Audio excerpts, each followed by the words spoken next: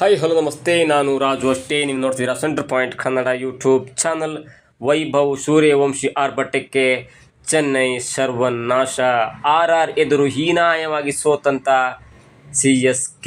Rajasthan bowling ದಾಳಿಗೆ Chennai clean bowled. ಏನಿದು update, ಇವೆಲ್ಲವನ್ನು ನೋಡೋಣದಕ್ಕಿಂತ ಮೊದಲು ಇಲ್ಲಿ ತನಕ ನಮ್ಮ ಚಾನಲ್ನ ಸಬ್ಸ್ಕ್ರೈಬ್ ಮಾಡಿಲ್ಲ ಅಂದರೆ ಈಗಲೇ ಸಬ್ಸ್ಕ್ರೈಬ್ ಮಾಡಿ, ಜೊತೆಗೆ ಕಾಮೆಂಟ್ಗಳ ಮುಖಾಂತರ ತಮ್ಮ ಅಭಿಪ್ರಾಯವನ್ನು ತಿಳಿಸಬಹುದು. ಎಸ್ ವೀಕ್ಷಕರೇ, IPLನ 3ನೇ ಪಂದ್ಯದಲ್ಲಿ CSK ತಂಡವನ್ನು ರಾಜಸ್ಥಾನ್ ರಾಯಲ್ಸ್ ತಂಡ ಹೀನಾಯವಾಗಿ ಸೋಲಿಸಿ ಇದೀಗ ಅಂಕಪಟ್ಟಿಯಲ್ಲಿ ಅಗ್ರಸ್ಥಾನಕ್ಕೇರಿದೆ. ಇವತ್ತು ಗುವಾಹಟಿಯಲ್ಲಿ ನಡೆದಂಥ IPLನ 3ನೇ ಪಂದ್ಯದಲ್ಲಿ ಟಾಸ್ ಗೆದ್ದಂಥ ರಾಜಸ್ಥಾನ್ ರಾಯಲ್ಸ್ ತಂಡ ಚೆನ್ನೈಗೆ ಮೊದಲು ಬ್ಯಾಟಿಂಗ್ ಮಾಡುವಂಥ ಅವಕಾಶವನ್ನು ಕೊಡ್ತು. ಮೊದಲು ಬ್ಯಾಟಿಂಗ್ ಮಾಡಿದಂಥ ಚೆನ್ನೈ ತಂಡ ವಿಕೆಟ್ಗಳ ಮೇಲೆ ವಿಕೆಟ್ಗಳನ್ನು ಕಳೆದುಕೊಂಡು ರಾಜಸ್ಥಾನ್ ರಾಯಲ್ಸ್ ತಂಡದ ಕರಾರುವಕ್ಕಾದ ಸ್ಪೀಡ್ ಬಾಲ್, ಕರಾರುವಕ್ಕಾದ ಸ್ಪಿನ್ ದಾಳಿಗೆ ಕೇವಲ 19.4 ಓವರ್ಗಳಲ್ಲಿ 127 ರನ್ನನ್ನು ಮಾಡಿ ತನ್ನೆಲ್ಲ ವಿಕೆಟನ್ನು ಕಳ್ಕೊಳ್ತು. ಹೀಗಾಗಿ ರಾಜಸ್ಥಾನ್ ತಂಡಕ್ಕೆ CSK ತಂಡ ಬರೋಬ್ಬರಿ 128 ರನ್ಗಳ ಒಂದು ಸುಲಭ ಟಾರ್ಗೆಟನ್ನು ಕೊಟ್ಟಿತ್ತು.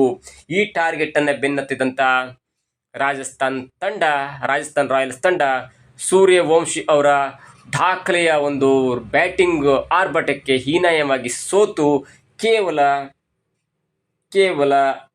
8 ಓವರ್ಗಳು ಬಾಕಿ ಇರುವಂತೆ ರಾಜಸ್ಥಾನ್ ರಾಯಲ್ಸ್ ತಂಡ CSK ತಂಡ ಕೊಟ್ಟಂಥ 127 ರನ್ ಟಾರ್ಗೆಟನ್ನು ಚೇಂಜ್ ಮಾಡಿದೀಗ ಅಂಕಪಟ್ಟಿಯಲ್ಲಿ ಅಗ್ರಸ್ಥಾನಕ್ಕೇರಿದೆ.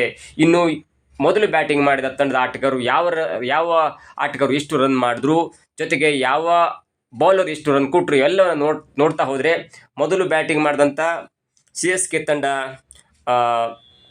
ತುಂಬ ಹೋಪ್ಸ್ ಇತ್ತು. ಯಾಕಂದರೆ ಈ T20 ವರ್ಲ್ಡ್ ಕಪ್ನಲ್ಲಿ ಮಿಂಚಿದಂಥ ಮ್ಯಾನ್ ಆಫ್ ದಿ ಸೀರೀಸ್ ಆದಂಥ ಸಂಜು ಸ್ಯಾಮ್ಸನ್ ಇದ್ದರು, ಚೆನ್ನೈನ ಕ್ಯಾಪ್ಟನ್ ಆಗಿರುವಂಥ ಗಾಯಕ್ವಾಡ್ ಇದ್ದರು, ಜೊತೆಗೆ ಅಂಡರ್-19 ವರ್ಲ್ಡ್ ಕಪ್ ಹೀರೋ ಆಗಿರುವಂಥ ಕ್ಯಾಪ್ಟನ್ ಆಗಿರುವಂಥ ಆಯುಷ್ ಮಾತ್ರೆ ಇದ್ದರು. ಹೀಗೆ ತುಂಬ ಜನ ಇರುವಾಗ ಎಲ್ಲೋ ಒಂದು ಕಡೆ ಚೆನ್ನೈ 200 ಗಡಿ ದಾಟಬಹುದೇನುವಂಥ ಲೆಕ್ಕಾಚಾರ ಇತ್ತು. ಆದರೆ ಸಂಜು ಸ್ಯಾಮ್ಸನ್ ಕೇವಲ 6 ರನ್ನನ್ನು ಮಾಡಿ ಔಟ್ ಆದರು, ಕ್ಲೀನ್ ಬೋಲ್ಡ್ ಆದರು.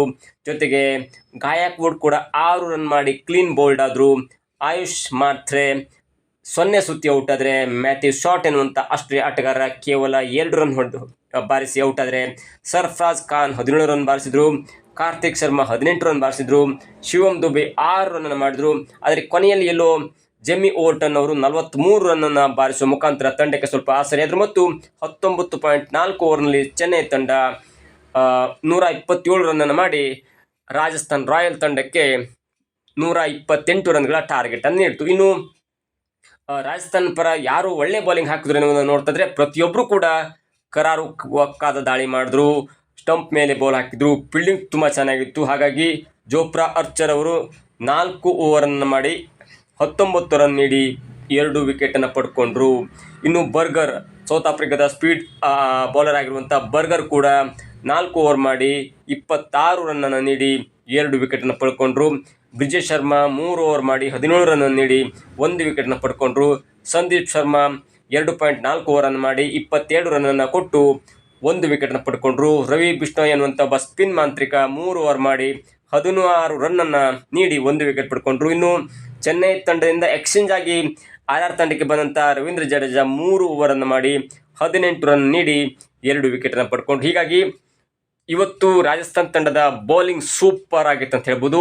ಪ್ರತಿಯೊಬ್ಬರು ಕೂಡ ತಮ್ಮ ಟ್ಯಾಲೆಂಟನ್ನು ಓವರಿಗೆ ಹಚ್ಚಿ ಚೆನ್ನೈ ತಂಡವನ್ನು 127 ರನ್ಗೆ ಕಟ್ಟಿ ಹಾಕುವಲ್ಲಿ ಯಶಸ್ವಿಯನ್ನು ಕಂಡರು. ಇನ್ನು ಚಿಕ್ಕ ಗುರಿಯನ್ನು ಬೆನ್ನತ್ತಿದಂಥ ರಾಜಸ್ಥಾನ್ ತಂಡದ ಆಟಗಾರರು ಹೊಡಿಬಡಿ ಆಟದ ಮುಖಾಂತರ ಇನ್ನೂ 8 ಓವರ್ ಇರುವಾಗಲೇ ಆ ಟಾರ್ಗೆಟನ್ನು ರೀಚ್ ಮಾಡಿದ್ರು. ಇನ್ನು ಮೊದಲು ಬ್ಯಾಟಿಂಗ್ ಮಾಡಿದಂದರೆ ಮೊದಲು ಓಪನರ್ ಬ್ಯಾಟ್ಸ್ಮನ್ ಆಗಿ ಬಂದಂಥ ಯಶಸ್ವಿ ಜೈಸ್ವಾಲ್ ಆಗಿರ್ಬೋದು ಅಥವಾ ವೈಭವ್ ಸೂರ್ಯವಂಶಿ ಆಗಿರ್ಬೋದು, ಇವರ ಆಟದ ವೈಖರಿ ಹೇಗಿತ್ತಂದರೆ ವೈಭವ್ ಸೂರ್ಯವಂಶಿ ಅವರು ಕೇವಲ 15 ಎಸೆತದಲ್ಲಿ 50 ರನ್ನನ್ನು ಪೂರೈಸಿದರು ಮತ್ತು ಇದು IPL ತಂಡದಲ್ಲಿ ಒಂದು ದಾಖಲೆ ಅಂತ ಹೇಳ್ಬೋದು. ಜೊತೆಗೆ ಸೂರ್ಯವಂಶಿಯವರ ಈ ಆರ್ಭಟ ಹೇಗಿತ್ತಂದರೆ 50 ರನ್ ಹೊಡೆದ ಕೂಡಲೇ ಬ್ಯಾಟಿಂಗ್ ಕೋಚ್ ಆಗಿರುವಂಥ ಸಂಘಕಾರ ಎದ್ದು ನಿಂತು ಚಪ್ಪಾಳೆಯನ್ನು ಹೊಡೆದ್ರು. ಅಂಥ ಒಂದು ಬ್ಯಾಟಿಂಗ್ ವೈಖರಿ ಇತ್ತು. ಇನ್ನು ರಾಜಸ್ಥಾನ್ ತಂಡದ ಆಟಗಾರರ ಒಂದು ಬ್ಯಾಟಿಂಗ್ ಸ್ಕೋರನ್ನು ನೋಡ್ತಾ ಹೋದರೆ ಜೈಸ್ವಾಲ್ ಅವರು 36 ಎಸೆತದಲ್ಲಿ 38 ರನ್ ಬಾರಿಸಿ ಔಟ್ ಆಗದೆ ಉಳ್ಕೊಂಡ್ರು.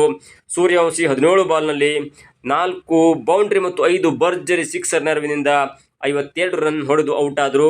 ಅದಾದ ನಂತರ ಬಂದಂಥ ಧ್ರುವ್ ಜುರೆಲ್ ಕೂಡ 9 ಎಸೆತದಲ್ಲಿ 18 ರನ್ ಹೊಡೆದ್ರು, ಅದರಲ್ಲಿ 4 ಬೌಂಡ್ರಿ ಕೂಡ ಇತ್ತು, ಅವರು ಕೂಡ ಔಟ್ ಆದರು. ಆದರೆ ಕೊನೆಯಲ್ಲಿ ಬಂದಂಥ ಕ್ಯಾಪ್ಟನ್ ರಿಯಾನ್ ಪರಾಗ್ ಅವರು 14 ರನ್ನನ್ನು ಮಾಡಿ ತಂಡವನ್ನು ಗೆಲ್ಲುವತ್ತ ಒಂದು ಕಾರ್ಯವನ್ನು ಮಾಡಿದ್ರು. ಹೀಗಾಗಿ 12.1 ಓವರ್ನಲ್ಲಿ ರಾಜಸ್ಥಾನ್ ತಂಡ 128 ರನ್ಗಳ ಟಾರ್ಗೆಟನ್ನು ರೀಚ್ ಮಾಡಿ 8 ವಿಕೆಟ್ಗಳಿಂದ ಗೆದ್ದು ಬಿತ್ತು ಮತ್ತು ಅಂಕಪಟ್ಟಿಯಲ್ಲಿ ಈಗ ನಂಬರ್ 1 ಸ್ಥಾನದಲ್ಲಿ ರಾಜಸ್ಥಾನ್ ರಾಯಲ್ಸ್ ತಂಡ ಇದೆ.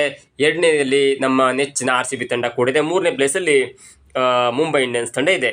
ಇನ್ನು ಚೆನ್ನೈ ತಂಡದ ಬೌಲಿಂಗ್ ದಾಳಿ ಹೇಗಿತ್ತಂದರೆ ಮ್ಯಾಟ್ ಹೆನ್ರಿ ಅವರು 3 ಓವರ್ ಮಾಡಿ 40 ರನ್ನನ್ನು ಕೊಟ್ಟರು. ಖಲೀಲ್ ಅಹ್ಮದ್ ಅವರು 3 ಓವರ್ ಮಾಡಿ 17 ರನ್ ಕೊಟ್ಟರು. ಅನ್ಶುಲ್ ಅವರು 3 ಓವರ್ ಮಾಡಿ 27 ರನ್ನನ್ನು ನೀಡಿ 2 ವಿಕೆಟನ್ನು ಪಡ್ಕೊಂಡ್ರು. ನೂರ್ ಅಹ್ಮದ್ ಅವರು 2 ಓವರ್ ಮಾಡಿ 24 ರನ್ನನ್ನು ನೀಡಿದ್ರು. ಜಮ್ಮಿ ಓರ್ಟನ್ ಅವರು 1 ಓವರ್ ಮಾಡಿ 14 ರನ್ನನ್ನು ನೀಡಿದ್ರು. ಹೀಗಾಗಿ ಒಟ್ಟಾರೆಯಾಗಿ ಹೇಳೋದಂದರೆ ಇವತ್ತು ಸೂರ್ಯವಂಶಿಯವರ ಆರ್ಭಟಕ್ಕೆ ಚೆನ್ನೈ ಧೂಳಿಪಟ ಅಂತ ಹೇಳ್ಬೋದು, ಸರ್ವನಾಶ ಅಂತ ಹೇಳ್ಬೋದು. ರಾಜಸ್ಥಾನ್ ರಾಯಲ್ಸ್ ಎದುರು ಹಿನಾಯ ಸೋತಂತ CSK ತಂಡ. ರಾಜಸ್ಥಾನ್ ಬೌಲಿಂಗ್ ದಾಳಿಗೆ ಚೆನ್ನೈ ಕ್ಲೀನ್ ಬೋಲ್ಡ್ ಆಗಿದೆ. ಜೊತೆಗೆ ಇವತ್ತಿನ ಒಂದು ವಿಶೇಷ ಅಂದರೆ ಇವತ್ತು ಧೋನಿಯ ಬದಲಾಗಿ ಇವತ್ತು ಚೆನ್ನೈ ಸೂಪರ್ ಕಿಂಗ್ಸ್ ತಂಡ ಧೋನಿ ಹೊರತಾಗಿ ಆಡಿದಂಥ ಮೊದಲ ಪಂದ್ಯವಾಗಿತ್ತು. ಹೀಗಾಗಿ ಇದೊಂಥರ ವಿಶೇಷವಾಗಿತ್ತು ಮತ್ತು ಇವತ್ತಿನ complete credit goes to Rajasthan Royals ತಂಡಕ್ಕೆ ಅಂತ ಹೇಳ್ಬೋದು.